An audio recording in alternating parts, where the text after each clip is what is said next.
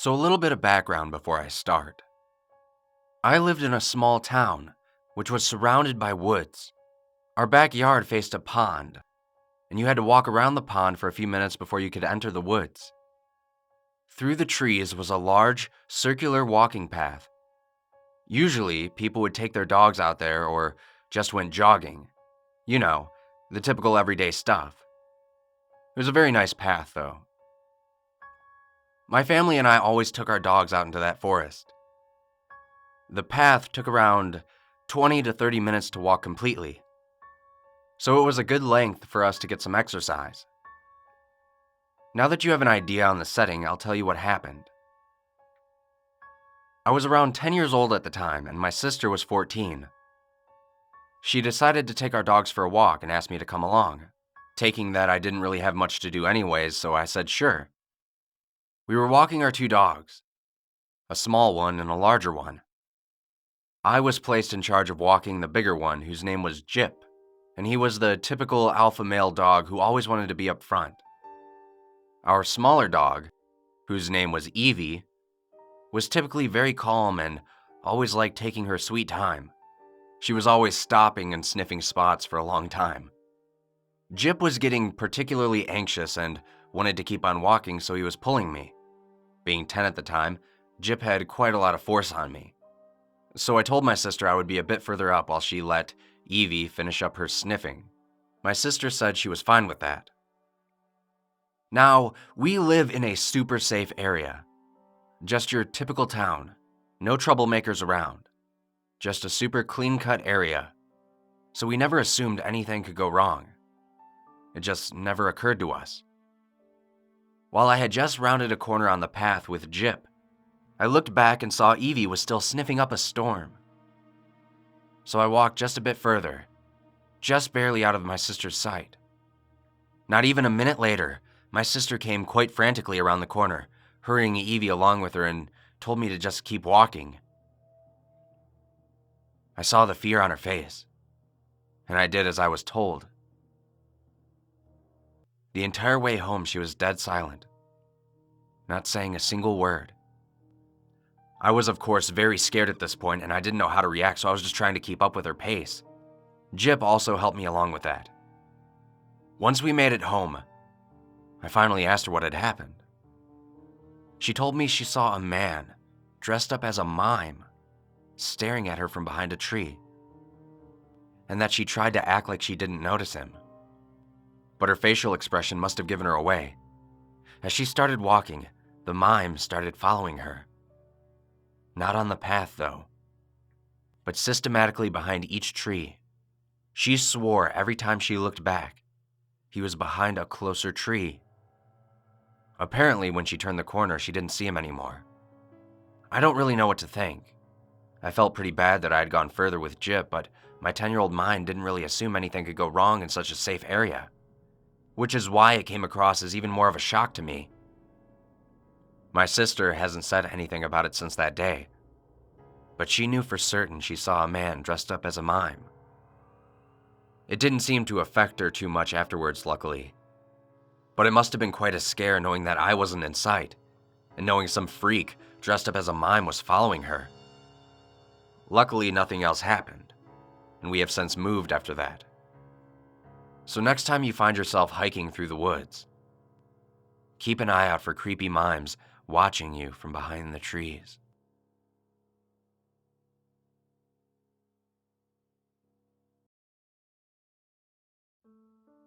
I recently started school again, and as part of my daily routine, I am required to travel to Toronto, Monday to Friday, via the train and subway lines. It's about a good 2 hours one way, so I usually pull out a good book, pop in my headphones, and relax to some light music. I, of course, being from out of town, have heard quite a lot of horror stories that many people endure on the TTC. Naturally, I thought most of it was just over-exaggeration and tall tales. Well, I was very quickly proven wrong.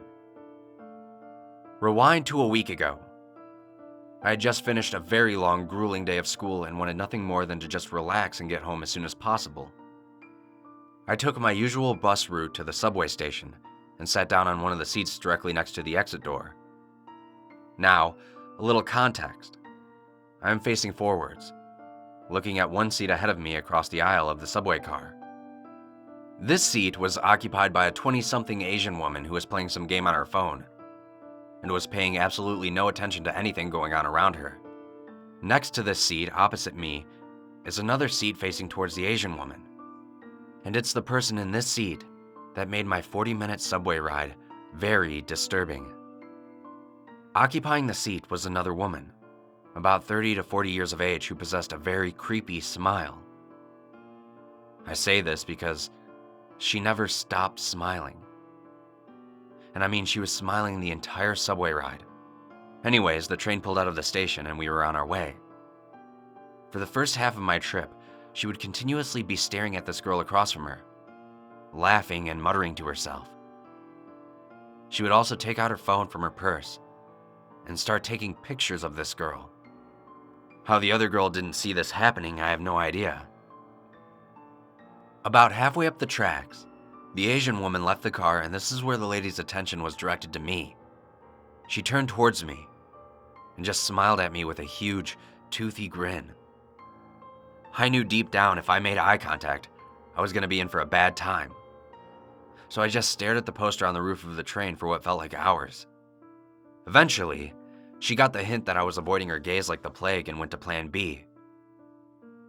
She opened her purse and removed a tube of toothpaste and proceeded to ingest roughly half of the tube. Disgusting, I know. I damn near threw up, but somehow held it together, even though she was still staring and laughing at me covered in toothpaste. My stop arrived and I bolted from the train as fast as I could. I got to the escalator and dared a glance back.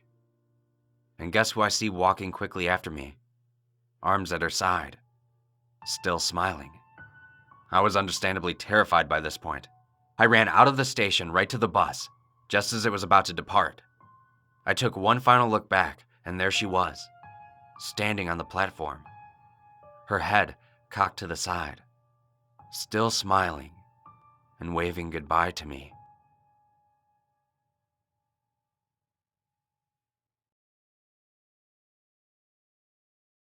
To give you some backstory here, this is actually my mother's story.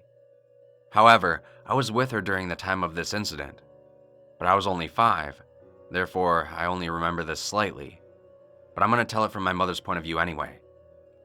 To give you an idea of the layout of our house/garden, the living room has multiple windows that directly look out onto the back garden. There's a large gate in our driveway to stop anyone from getting in. Next to the living room is the kitchen, which also has more windows, but also the back door. This will be relevant to the story, I promise. Okay, so my mother was completing the household chores as she does every day. I was sitting in the living room, watching cartoons on the sofa, with my back to the living room windows. All of a sudden, I saw a figure reflecting off of the picture frame hanging on the wall opposite of the windows. I asked my mom if my dad was back from work, to which she said no. I'll never ever forget the look of horror on her face when I told her that yes, he was. He's in the garden. She looked outside the window and almost had a heart attack when she saw a scruffy-looking but fairly built man outside of the living room window. This didn't seem to faze him at all, though. He psychotically smiled at my mother through the glass, and my mom asked him what he was doing on our property. He said nothing, with the same sadistic smirk on his face. She said that she was going to call the police, and what he said is one of the scariest things I've ever heard. He screamed at my mother through the glass that if she even got her phone out, he would break through the glass and kidnap me. My mother was terrified. She wanted to protect me by calling the police, but she also didn't want him to hurt me if she tried to call them. As soon as he saw that she was terrified, he dashed for the back door. Luckily, it was locked, because my mom has always been a careful person, so she always locks the doors. He screamed at her to let him in, or if she didn't, he would find a way in and kill both of us. My mother screamed at him, which enraged him, and he pulled out a pocket knife and began bashing hard against the windows. I was still oblivious to what was happening, as I just thought it was only my dad. me being 5 years old. My mom frantically grabbed me, and I don't mean just picked me up. She literally grabbed me off of the sofa and booked it upstairs. We were backing up in the upstairs hallway, looking for anywhere to hide, when my mother's younger brother casually walked out of his room with his headphones on. My mom didn't even realize he was home, and he clearly didn't hear the commotion downstairs because of his headphones. My uncle was 25 at the time, and was very well built. He was very intimidating to a lot of people. My mom cried and told him that there was a guy who was trying to break in. While she was telling him this, the creepy lunatic screamed from the downstairs that he was inside the house. He said in a very cynical voice, "The boogeyman is coming out to get you." which really freaked me out. It freaked me out so much that I actually remember it clearly to this day. Anyway, since the guy didn't know my uncle was home, he kept yelling and telling us to come out, and that it won't be painful. My uncle told us to lock ourselves in the bathroom and call the police. We did, and after 5 minutes of groaning and blatant violence downstairs, the police stormed in and found the guy bloodied, and my uncle on top of him, beating him mercilessly. My uncle really didn't hold back. As it turns out, the man was a known child abductor, which is why he was watching me for so long while I was watching cartoons. After that day, my mother was terrified to be alone at the house. Personally, I loved it, because I found the running and hiding to be very fun, obviously because I was only 5 at the time. I can never thank my uncle enough for being there for us, when my mother clearly forgot that he was still home. It honestly gives me chills wondering what the man would have done to me and my mother if my uncle wasn't home. We really are so lucky that we weren't alone.